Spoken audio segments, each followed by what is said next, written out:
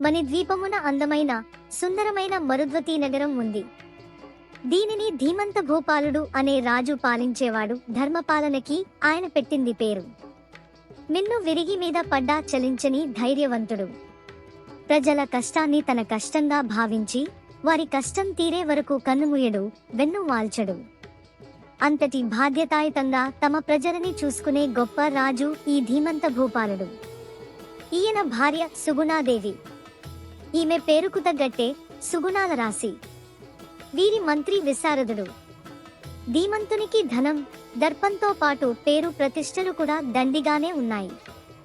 వీరికున్న లోటంతా సంతానం లేకపోవటమే.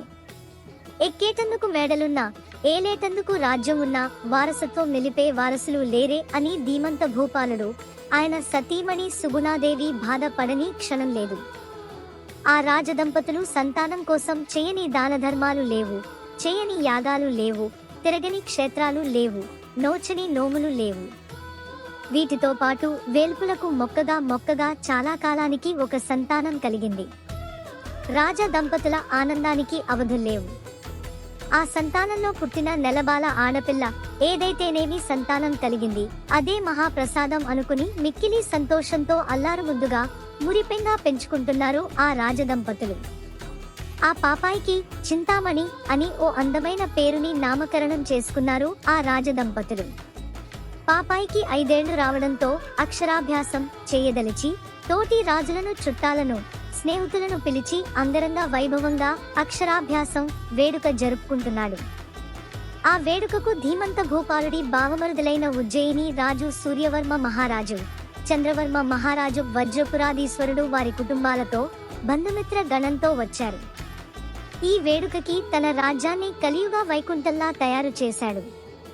వచ్చిన అతిథులకు మర్యాదలు చేసి, మునులకు, మహానుభావులకు సత్కారాలు చేసి, కవులకు, గాయకులకు, శిల్పులకు కానుకలిచ్చి పేదవారందరికీ అన్న సమర్పణ చేశాడు.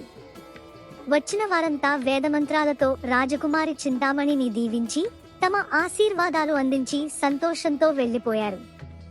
తదనంతరం రాజగురువులకు తన ముద్దుల తనయ చింతామణిని విద్యాభ్యాసానికై అప్పగించి ఆ రాజగురువులకు తగిన సౌకర్యాలు ఏర్పాటు చేశారు ఆ రాజదంపతులు.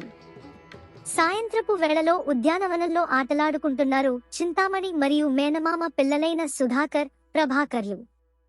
వారు ముగ్గురు సంతోషంగా ఉత్సాహంగా ఆడుకుంటున్న వైనం చాలా ముచ్చటగా, చూడముచ్చటగా ఆడుకుంటున్నారు.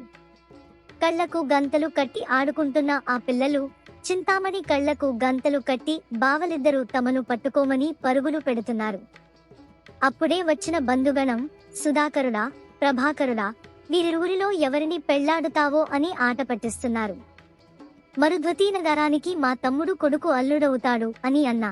కాదు కాదు, మా అన్న కుమారుడే అల్లుడవుతాడు అని తమ్ముడు వాదులాడుకుంటున్నారు.